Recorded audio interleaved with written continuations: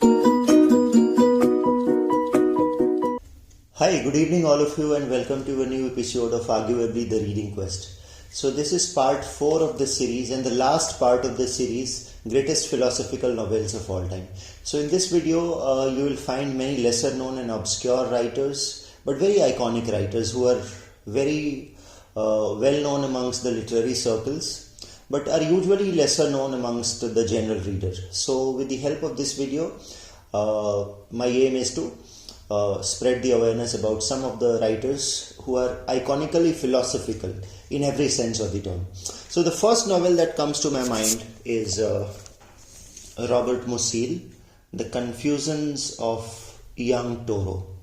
In some books it is also written The Confusion of Young Toro less. Okay. So this is a book about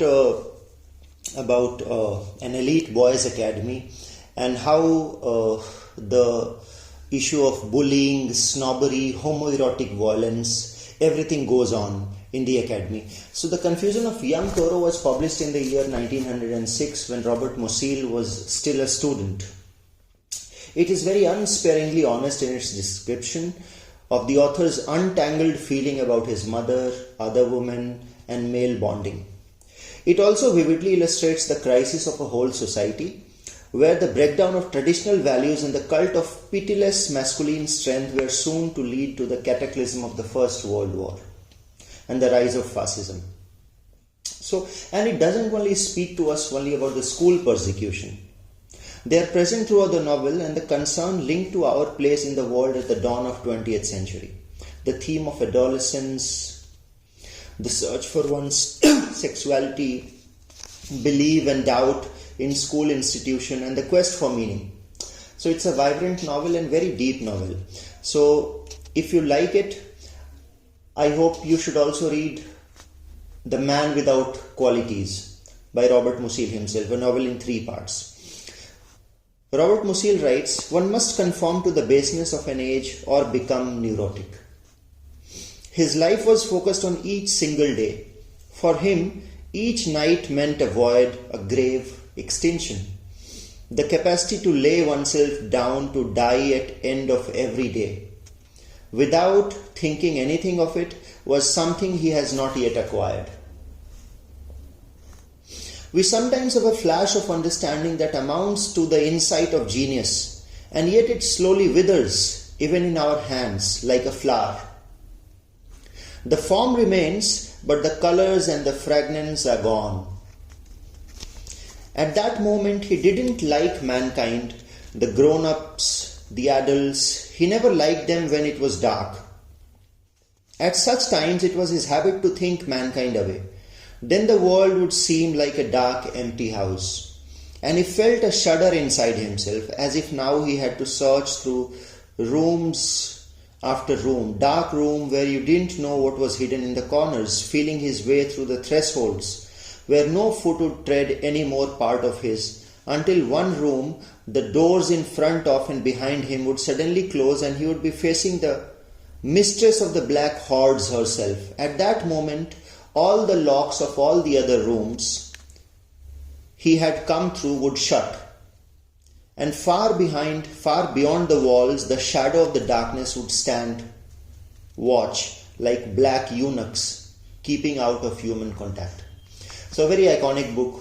I definitely suggest you to read it, and a Bildungsroman in quintessentially German sense of the term. The very next book that comes to my mind is again a very lesser known. The writer is a well-known writer, that is Victor Hugo, but a lesser known work of his, that is The Last Day of the Condemned Man. So Victor Hugo was the very first of the novelists who rose his voice against capital punishment at that time. So, and it's a plea against death penalty. So Victor Hugo wrote The Last Day of a Condemned Man, wherein a man who was condemned was thinking and reflecting on his life when some of his days were still remains in the prison and he was about to die. So he muses about his life in the cell. Victor Hugo was a French national poet, and no wonder he was also a flag bearer of French Romanticism during that time. So Victor Hugo is one writer that needs no introduction. And the very next book on death and dying immediately after the death of Ivan Ilyich, written by Tolstoy. The book that immediately comes to my mind is, of course, Victor Hugo's The Last Day of Condemned Man. So this book should be read as a plea against death penalty, and why death penalty reflects the whole absurdity of the legal system, and why death penalty is judicial murder. So those who can relate to the book can find it tremendously enriching. Victor Hugo writes, "Look, examine, reflect.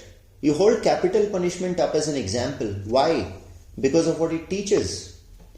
And just what is that you wish to teach by means of this example? That thou shalt not kill. And how do you do that? How do you teach that thou shalt not kill? By killing," says Victor Hugo. The next book that immediately comes to my mind is, I'm sure most of you would not have heard of either the book or the writer, that is Blaise Cendrars, Moravagine. So it is an iconic work of Swiss-French literature, which was, widely recognized in India in the 1970s and 1980s. Moravagine. So the novel starts out on a discourse on madness and disease delivered by an iconic yet iconoclastic young psychiatrist, Dr. Science. Dr. Science, who was treating a patient, a criminally aberrant Moravagine, and he helps him flee from his confinement and accompany him on various escapades, including a stint in Russian terrorism, a quest for mythic treasure in American Southwest, a delirious ride down the Amazon, and an apprenticeship with a drunken investor. So Moravagine is a monster, a man in pursuit of a theorem that will justify his every desire. So released from hospital for the criminally insane, that by his star-struck psychiatrist, which is the narrator of the book, who foresees a companionship in crime, and that will also be an unprecedented scientific collaboration and a collaboration in philosophical musings. So this is one book that I believe all of you should read. Only a soul full of despair, says Blaise Cendrars, only a soul full of despair can ever attain serenity. And to be in despair, you must have loved a good deal and still love the world. Modern man has a need for simplification that tends to find its expression one way or another. And this artificial monotony which he takes pain to create, this monotony which is slowly taking over the world, this monotony is the sign of our greatness. It bears the mark of a certain willpower. The will to utility. It is the expression of utility, a law that governs all our modern activity. The law of utility. And then Cendrars talks a lot about, what was the problem with this whole utilitarian system, whole utilitarian view of life. So this book is philosophical musing packed in a narrative sequence. Please enjoy this. The very next book that comes to my mind, and I'm surprised why this is not being talked so much in the philosophical circles, in the circles of philosophical novel, that is Of Human Bondage by Somerset Maugham. Apart from anything else, Somerset Maugham has to be read for the felicity of writing that he has to offer. The felicity of writing is a term that we cannot really employ to writers like Charles Dickens, or we cannot really employ to writers like Thomas Hardy, but can very well be employed to writers like George Eliot and D.H. Lawrence. So Somerset Maugham belonged to that category. So this is a story of a tormented orphan with a clubfoot, Philip Carey, who grows into an impressionable young man with a voracious appetite for reading and knowledge and adventure. His cravings take him to Paris at the age of 18 to try his hands at art. Then he goes back to London to study medicine. But even so, nothing can state his nagging hunger for experience. Then he falls in love obsessively and embarking upon a disastrous relationship that will change his fate forever. So this book is all about life and growing up, a Bildungsroman again in the sense of the term. Somerset Maugham writes, "It is an illusion that youth is happy, an illusion of those who have lost it. But the young knows they are wretched, for they are full of truthless idols which have been instilled into them, and each time they come in contact with the real, they are bruised and wounded. It looks as if they are victims of a conspiracy, for the books they read, ideal by the necessity of selection and the conversation of their elders, who look back upon the past through a rosy haze of forgetfulness, prepare them for an unreal life. They must discover for themselves that all they have read and all they have been told are lies, lies, lies. And each discovery is another nail driven into the body on the cross of life. There is one again, a philosophical passage on existentialism and a mix of atheism. So, a philosophical writer is better known by the argument on life and God he put forwards with. So, if I have to rate this quote, which I am going to recite now, I will rate it at par with Milan Kundera and Albert Camus, and for you to judge. There was no meaning in life, and man by living served no end. It was immaterial whether he was born or not born, whether he lived or ceased to live. Life was insignificant and death without consequence. Philip exulted. Philip, the character of the protagonist. Philip exulted as he has exulted in his boyhood when the weight of a belief in God was lifted from his shoulders. It seemed to him that the last burden of responsibility was taken from him. And for the first time he was utterly free. His insignificance was turned to power, and he felt himself suddenly equal with the cruel fate which had seemed to persecute him. For if life was meaningless, the world was robbed of its cruelty.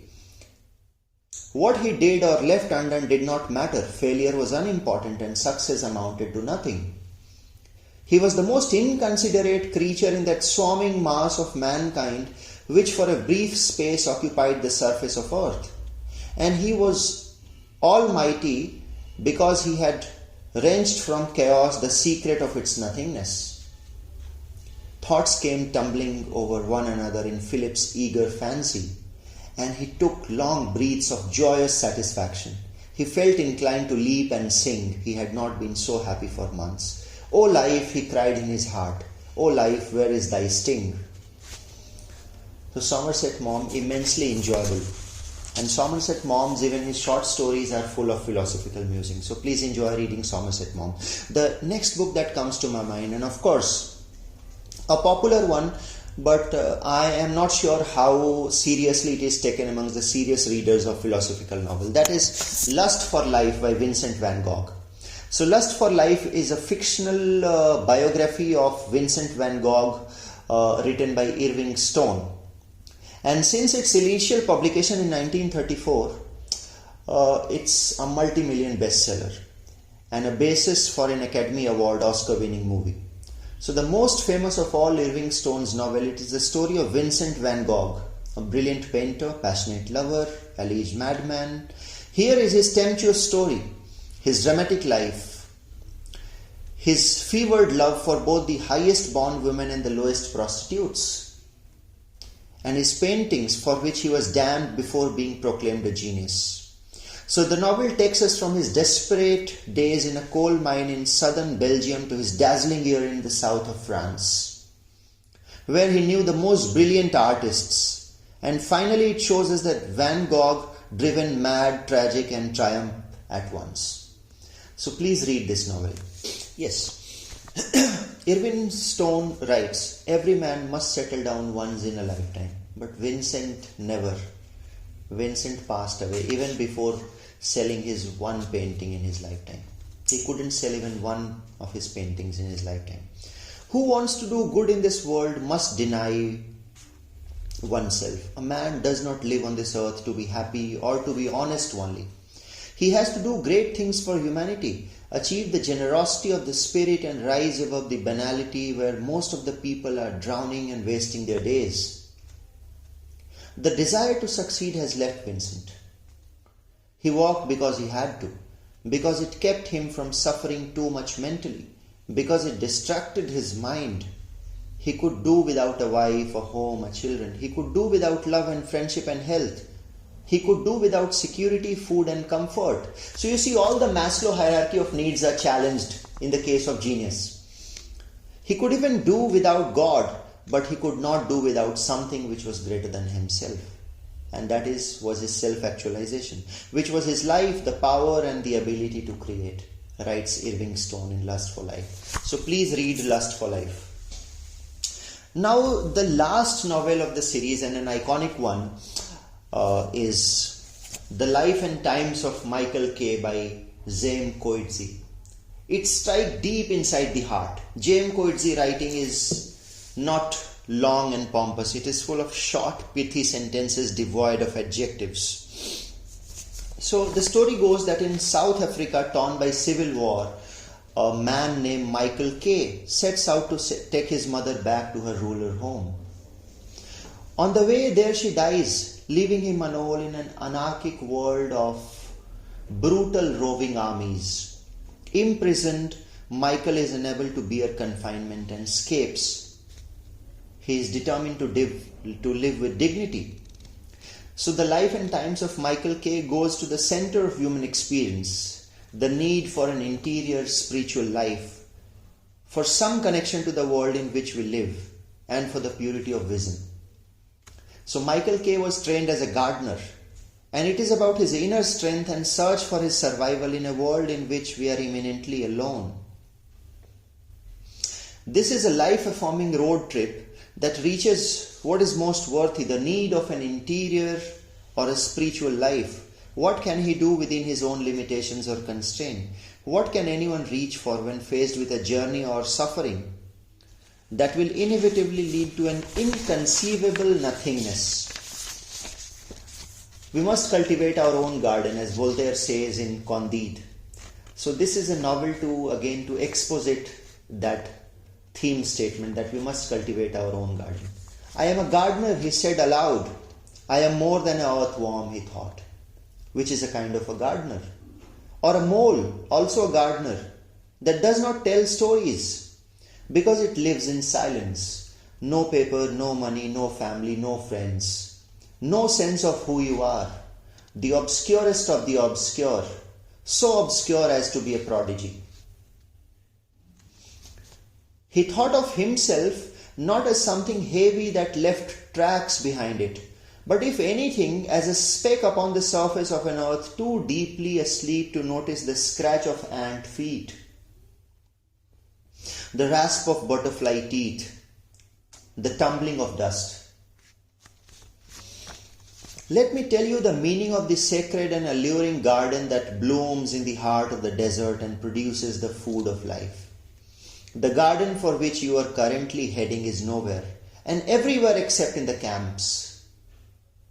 It is another name for the only place where you belong, Michaels, where you do not feel homeless. It is off every map. No road leads to it that is merely a road, and only you know the way. He even knew the reason why. Because enough men had gone off to war saying the time for gardening was when the war will be over. Whereas there must be men to stay behind and keep gardening alive. Or at least the idea of gardening alive.